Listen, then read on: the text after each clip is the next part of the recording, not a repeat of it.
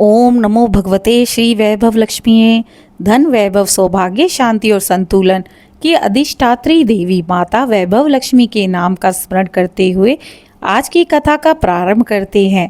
प्रिय श्रोतागणों, आज की तिथि है 26 दिसंबर और दिन है शुक्रवार, माता लक्ष्मी का प्रिय दिन। आज की कथा केवल धन की प्राप्ति की नहीं बल्कि उस धन को स्थायी बनाने वाली बुद्धि की भी है। शास्त्रों में कहा गया है, जहाँ लक्ष्मी स्थिर रहती है वहाँ केवल वैभव नहीं, धर्म भी निवास करता है।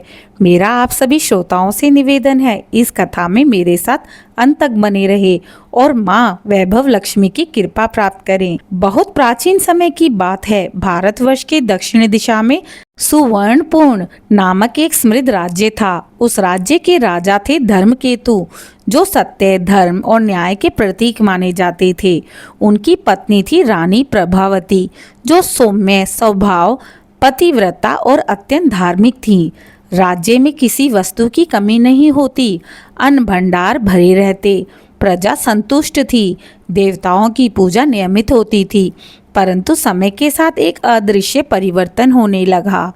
धीरे धीरे राज्य में विलास बढ़ने लगा, दान पुण्य कम होने लगे, धर्म केवल शब्दों तक सीमित रह गया। राजकोष भरा तो था पर सद्बुद्धि कम होती जा रही थी। एक वर्ष ऐसा आया जब वर्षा असमय होने लगी, व्यापार में घाटा होने लगा, प्रजा में असंतोष फैलने लगा। राजा धर्मकेतु चिंतित हो उठे। राजा चिंता करते हुए कहते, मैंने प्रजा के लिए सब कुछ की, फिर भी लक्ष्मी स्थिर क्यों नहीं रहती हैं? एक शुक्रवार की रात्रि रानी प्रभावती ने एक अद्भुत स्वप्न देखा। स्वप्न में उन्होंने देखा राजमहल के द्वार से स्वर्ण प्रकाश निकल रहा है और उस प्रकाश में 4 भुजाओं वाली दिव्य देवी खड़ी हुई हैं।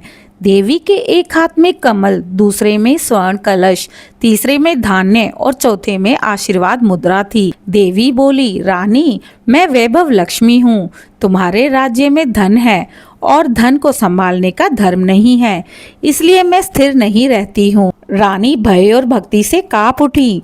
रानी ने नम्र स्वर में कहा, माते, कृपा करके मार्ग बताइए।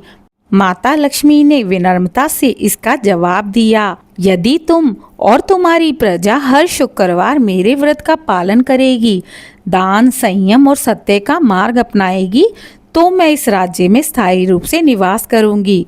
अगले ही शुक्रवार राजा रानी ने पूरे राज्य में घोषणा करवाई, आज से राज्य में वैभव लक्ष्मी व्रत होगा। यह व्रत केवल धन के लिए नहीं बल्कि धर्म, संतुलन और शांति के लिए किया जाएगा। पहले शुक्रवार रानी ने स्वयं स्नान कर लाल वस्त्र धारण किए, माता लक्ष्मी का पूजन किया।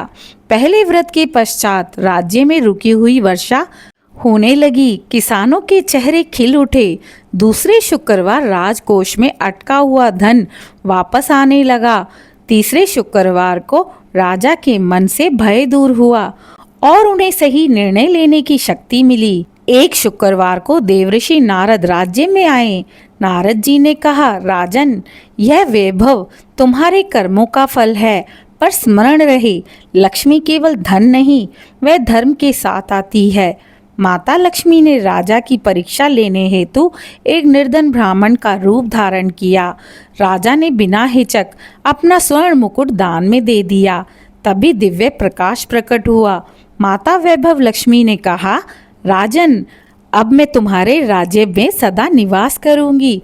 तब से सुवर्णपुर राज्य में दरिद्रता नहीं आई, वैभव स्थिर हो गया, प्रजा सुखी रहने लगी, प्रजा में दान पुण्य की प्रवृत्ति आ गई और यह व्रत पीढ़ी दर पीढ़ी चलता रहा। ओम श्रीम ह्रीं श्रीं वैभव लक्ष्मी नमः। ओम धन धान्य समृद्धि देहि वैभव लक्ष्मी नमस्तुते। ओम नमो भगवते पद्मावते वैभव लक्ष्मी स्वाहा। प्रिय भक्तों, इस व्रत को आर्थिक संकट दूर करने के लिए रखा जाता है। घर में जब धन ना रुकता हो, कलह समाप्त ना हो रहा हो, सौभाग्य और शांति की कमी हो, तो इस प्रकार शुक्रवार का व्रत रखने से स्थायी वैभव की प्राप्ति होती है, जीवन से कलह दूर होता है, सुख समृद्धि प्राप्त होती है। जो भी श्रद्धा, संयम और सत्य से वैभव लक्ष्मी व्रत कथा सुनता या सुनाता है, माता उसके जीवन में स्थायी वैभव का वास करती हैं ओम श्री वैभव लक्ष्मी नमः। आशा करती हूँ आज की सुनाई हुई कथा आप सभी को पसंद आई होगी। कृपया मेरे चैनल को सब्सक्राइब करें।